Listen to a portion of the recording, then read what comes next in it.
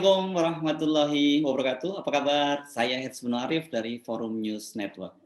Eksistensi Peraturan Menteri Dikbud-Ristek Nomor 30 Tahun 2021 tentang pencegahan dan penanganan kekerasan seksual atau PPKS di perguruan tinggi menghadapi tantangan sangat berat.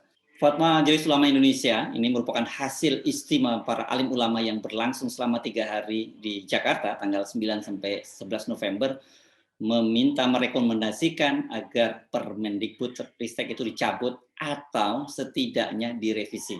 Tentu saja rekomendasi dari istimewa ulama yang tergabung dalam MUI ini, Majelis Ulama Indonesia ini tidak bisa dianggap main-main. MUI adalah tempat bernaung semua ormas Islam Indonesia, termasuk di dalamnya 2 ormas Islam terbesar di Indonesia, NU dan Muhammadiyah. Betapa seriusnya kasus ini setidaknya bisa terlihat dari agenda istimewa. Sebelumnya, Permendikbud-Ristek ini tidak masuk dalam agenda yang akan dibahas. Namun atas desakan dari para peserta istimewa, akhirnya pembahasan soal Peraturan Menteri Pendidikan Kebudayaan dan Ristek ini masuk dalam agenda yang digelar oleh Komisi Fatwa Majelis Ulama Indonesia ini. Fatwa dari Majelis Ulama itu dibacakan dalam jumpa pers sebelum penutupan. Benar bahwa Majelis Ulama Indonesia tidak menyebut Permendikbud-Ristek itu dengan menggunakan frasa melegalkan seks bebas seperti digunakan ormas-ormas Islam lainnya termasuk Muhammadiyah. Namun bila kita menyimak dasar pertimbangan sangat jelas menyatakan bahwa peraturan menteri itu bertentangan dengan syariat Islam, Pancasila, Undang-Undang Dasar 45 dan peraturan perundang-undangan lainnya. Dengan bahasa yang halus namun sangat tegas, Ketua Majelis Ulama Indonesia Bidang Fatwa, Asrorun Ni'am Soleh mengatakan, Majelis Ulama Indonesia mengapresiasi niat baik dari Mendikbud-Ristek untuk melakukan upaya pencegahan dan penanganan kekerasan seksual di lingkungan perguruan tinggi. Namun demikian, Peraturan Menteri Pendidikan dan Kebudayaan Ristek itu dinilai telah menimbulkan kontroversi karena prosedur pembentukan peraturan tidak sesuai dengan ketentuan Undang-Undang Nomor 12 Tahun 2011 sebagaimana diubah Undang-Undang Nomor 15 Tahun 2019 dan materi muatannya itu bertentangan dengan syariat. Nah, ini sangat penting karena disebut syariat, Pancasila, Undang-Undang Dasar 45 dan ketentuan perundang-undangan lainnya serta juga nilai-nilai budaya bangsa Indonesia. Niam secara khusus menyoroti frasa yang digunakan dalam ketentuan Peraturan Menteri Pendidikan dan Kebudayaan itu, yakni dengan tanpa persetujuan. Itu yang menjadi sorotan utama. Begitu pula dengan ketentuan-ketentuan yang dikecualikan dari frasa tanpa persetujuan korban, yakni yang terkait dengan korban anak, disabilitas, situasi yang mengancam korban, termasuk juga di bawah pengaruh obat-obatan. Ini ketentuan ini kan kian menegaskan bahwa cara berpikir pembuat peraturan menteri ini benar-benar liberal. Harusnya tidak hanya dikecualikan, namun harus dihukum lebih berat alias dihukum dengan pemberatan. Jadi ada 2 soal yang dipersoalkan. Satu, bahwa tadi itu larangan kekerasan seksual di kampus di perguruan tinggi tadi itu baru akan dihukum itu bila tanpa persetujuan korban. Dan artinya apa? Sebenarnya kalau dengan persetujuan korban alias suka sama suka, ya, itu nggak masuk dalam ketentuan peraturan ini. Nah, sementara yang harusnya tadi dikecualikan tadi, aturannya bukan dikecualikan, tapi harusnya dihukum lebih berat, alias dihukum dengan pemberatan. Karena itu tadi Majelis Ulama Indonesia fatwanya adalah satu, mencabut, kalau tidak mencabut, merevisi, dan materi muatannya itu wajib sejalan dengan syariat, Pancasila, Undang-Undang Dasar Negara Republik Indonesia tahun 45, peraturan perundang-undang lainnya dan nilai-nilai budaya bangsa Indonesia. Sejak diumumkan ini peraturan Menteri Nomor 30 Tahun 2021 itu memang mengundang kehebohan. Puluhan ormas Islam termasuk Muhammadiyah meminta agar dicabut karena secara substansi melegalkan seks bebas. Silakan simak ketentuan pada pasal 5 yang menjelaskan. Satu, misalnya kekerasan seksual menyangkut tindakan yang dilakukan secara verbal, non fisik, fisik dan atau melalui teknologi informasi dan komunikasi. Kemudian kekerasan seksual itu di ayat 2-nya disebutkan sebagaimana dimaksud dalam pasal ayat 1 meliputi poin A sampai U tadi ya. Kemudian lalu pada pasal 5 poin B memperlihatkan alat kelaminnya dengan sengaja tanpa persetujuan korban. Nah, itu coba. Pasal 5 poin F mengambil, merekam dan atau mengedarkan foto dan atau rekaman audio dan atau visual korban yang bernuansa seksual tanpa persetujuan korban. Selanjutnya pasal 5.h menyebarkan informasi terkait tubuh dan atau pribadi korban. Pasal 5.j membujuk, menjanjikan, menawarkan sesuatu atau mengancam korban untuk melakukan transaksi atau kegiatan seksual tidak disetujui oleh korban. Kemudian pasal 5.l itu menyentuh, mengusap, meraba, memegang, memeluk, mencium dan atau menggosokkan bagian tubuhnya pada tubuh korban tanpa persetujuan korban. Sementara pasal 5.m membuka pakaian tanpa persetujuan korban. Semua ketentuan dalam peraturan Menteri Pendidikan Kebudayaan dan Ristek tadi itu memberikan pengecualian tanpa persetujuan korban. Ini Anda mesti garis bawah ya, tanpa persetujuan korban ini. Jadi dengan kata lain, semua aktivitas yang mengarah pada perbuatan seksual tadi diperbolehkan selama dengan persetujuan korban atau dengan bahasa lain adalah suka sama suka. Begitu kan semua orang akhirnya kalau menafsirkannya, karena secara eksplisit jelas di situ dituliskan dan itu disampaikan berulang-ulang frasa tadi, tanpa persetujuan korban, semua tanpa persetujuan korban. Itu kan artinya apa? Kalau kemudian dengan persetujuan korban, ya semua ketentuan itu tidak berlaku. Itu jelas kalau dalam syariat Islam adalah perbuatan zina, melakukan aktivitas seksual di luar pernikahan dengan dasar setuju alias suka sama suka. Anehnya, kepada media, Menteri Dikbud Ristek Nadiem mengaku heran mengapa dia disebut melegalkan zina dengan peraturan itu. Bahkan dia mengaku terkejut luar biasa dan menilai tuduhan itu sebagai fitnah. Nadiem memastikan bahwa tujuan adanya peraturan itu adalah untuk memastikan hak warga negara atas pendidikan dapat terjaga. Nah, karenanya dia mengatakan fokus utama peraturan menteri itu bertujuan untuk mencegah dan menangani kekerasan di kampus. Dalam definisi Nadiem, ia mengatakan kekerasan seksual itu memang diartikan sebagai tindakan yang dilakukan secara paksa atau tanpa persetujuan. Karena itu dia sangat heran kenapa kemudian frasa itu disebut sebagai bahwa sikap dia yang melegalkan zina atau seks bebas. Kendati begitu, dia menegaskan hal itu nggak serta-merta dong diartikan bahwa Kementerian Pendidikan dan Kebudayaan mendorong adanya seks bebas di perguruan tinggi. Dia menilai hal tersebut sangat bertolak belakang dengan tujuan dari peraturan itu yang bersifat pencegahan, bukan pelegalan. Itu argumen dari Nadiem. Nah, sampai di sini kita jadi bingung ya, cara berpikir dari Pak Menteri. Kalimat tanpa persetujuan korban itu bagaimana ya kita mau mengartikannya?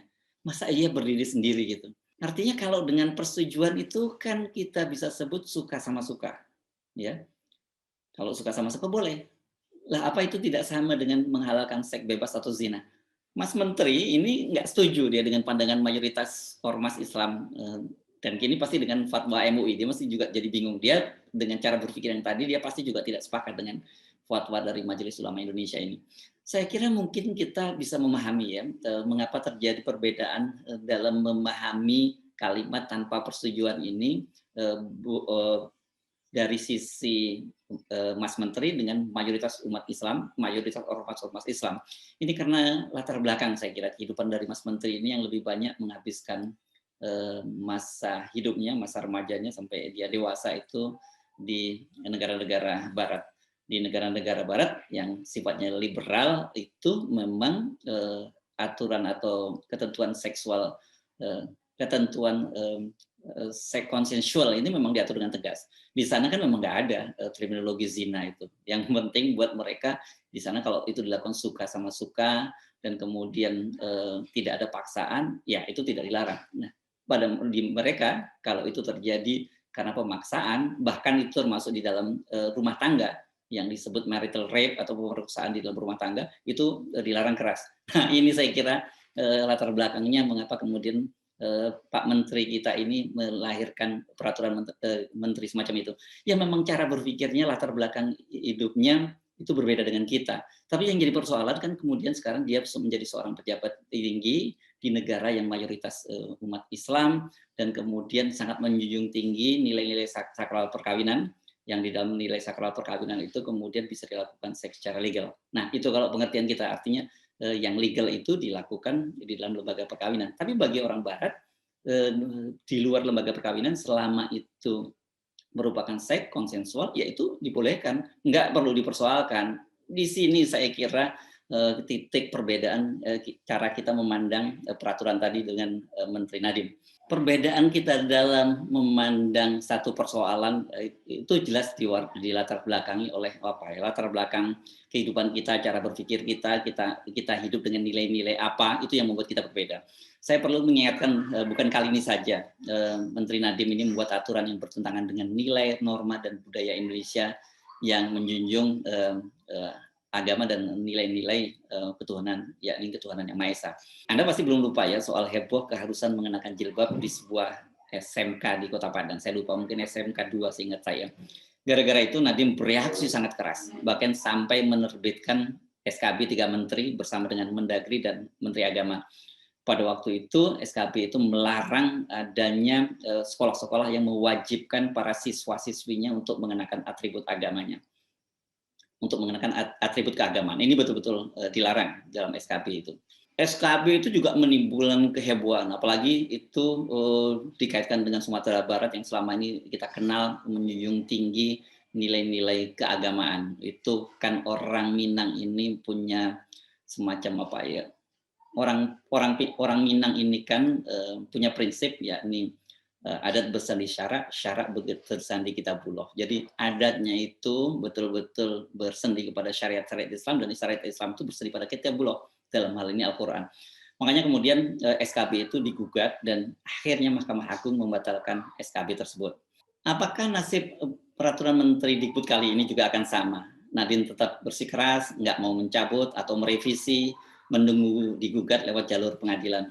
Ingat loh Pak Nadiem, kali ini Anda itu berhadapan bukan hanya 1-2 ormas.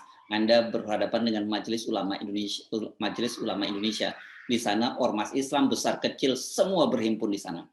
MUI sendiri dalam memberikan fatwa sebenarnya juga nggak pasang posisi kenceng-kencengan itu. Pilihannya kan ada 2 tadi, dicabut atau direvisi. Kalau mau direvisi sesungguhnya hanya 1 frasa yang dicabut dan ditambahkan. Yang perlu dihapus adalah frasa tanpa persetujuan, sementara yang perlu ditambahkan itu tadi yang dikecualikan tadi. Yakni harusnya tidak ada yang dikecualikannya dihapus, dan kemudian untuk perilaku seks terhadap mereka yang terhadap anak-anak, mereka yang berkebutuhan khusus itu harus dengan hukuman pemberatan, bukan dikecualikan, tetap sama-sama dihukum tetapi dengan pemberatan. Bagaimana sikap Menteri Agama dengan fatwa Majelis Ulama itu? Saat muncul gugatan terhadap peraturan Menteri Dikbud dan Ristek ini, Menteri Agama Yakut Khalil Qomas itu sempat menemui Nadiem dan menyatakan dukungannya. Dikutip dari laman Departemen Agama, dia menyatakan bahwa kami mendukung kebijakan yang telah dikeluarkan oleh Mas Menteri. Karenanya itu kami segera mengeluarkan surat edaran untuk mendukung pemberlakuan Permendikbud tersebut di PTKN, Perguruan Tinggi Keagamaan Negeri. Ini maksudnya yang di bawah Departemen Agama. Dan untuk mewujudkan dukungan tersebut, Kementerian Agama itu segera mengeluarkan surat edaran, yakni surat edaran dari Sekretaris Jenderal Kementerian Agama tentang pencegahan dan penanganan kekerasan seksual (PPKS) di lingkungan perguruan tinggi keagamaan negeri atau PTKN. Saya nggak tahu, mungkin aturannya ini langsung diadopsi dari yang diterbitkan oleh Kementerian Dikbud dan Ristek. Menteri Agama waktu itu menyatakan dia sepakat dengan Menteri Nadiem bahwa kekerasan seksual menjadi salah satu penghalang tercapainya tujuan pendidikan nasional. Kita tuh tidak boleh menutup mata bahwa kekerasan seksual banyak terjadi di lingkungan perguruan tinggi. Itu kata Yakult. Jadi sebenarnya kalau soal kekerasan terhadap kekerasan seksual di perguruan tinggi kita sepakat. Tapi yang nggak kita sepakatkan tadi itu ada frasa tidak atas persetujuan. Nah, masalahnya dalam penutupan istimewa ulama Majelis Ulama itu Menteri Agama hadir. Ini walaupun secara daring ya, dia tidak hadir menutup kegiatan tersebut karena katanya dia mengaku dia sedang berada di luar kota. Dalam pidato penutupan itu, penutupan istimewa kemarin, Menteri Agama tidak menanggapi substansi secara keseluruhan dari hasil istimewa.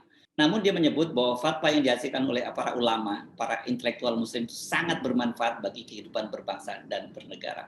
Memang negara kita ini bukan negara agama, tetapi seluruh perilaku kehidupan kita dalam berbangsa dan bernegara dan bermasyarakat tentu saja selalu diwarnai dengan nilai-nilai keagamaan. Dan tentu apa yang dilaksanakan oleh Komisi Fatwa dan para kiai, para masyayikh selama 3 hari ini tidak ada lain tujuannya untuk merawat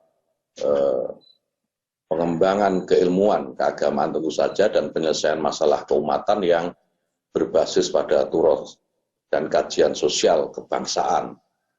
Nah, seperti kita tahu bahwa masalah keumatan akhir-akhir ini memang terus berkembang dan menjadi makin kompleks itu, sehingga memerlukan solusi-solusi keagamaan yang tidak biasa, itu solusi keagamaan yang lebih progresif dan tentu memiliki wawasan dan perspektif masa depan, mampu memprediksi apa kira-kira yang akan terjadi di masa yang akan datang. Apalagi masalah-masalah ini masuk dalam area istihadiyah yang menjadi domain para ulama ya, sebagai ahlinya gitu ya. Memang Faqih Fiddin dan Majelis Ulama Indonesia tentu memiliki kapasitas untuk melakukan ini. Nah, di sini ulama dan cendekiawan hemat saya dituntut untuk mampu hadir gitu ya, memberikan solusi-solusi agar keberagamaan ya, dan keberagaman umat tentu saja ini tidak mengalami stagnasi atau jumud, yang dengan kejumutan ini saya kira juga bisa mengancam masa depan umat, apalagi di era disrupsi seperti sekarang, di mana masail diniyah menghadapi tantangan yang sangat serius.